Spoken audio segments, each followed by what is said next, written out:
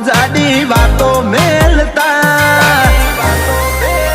એ તો ભલ ભૂમિ પાછી પકવે બધે નહીં પાકતા એ ગોવિંદ મોકણો જેવા પાછી બધે નહીં પાકતા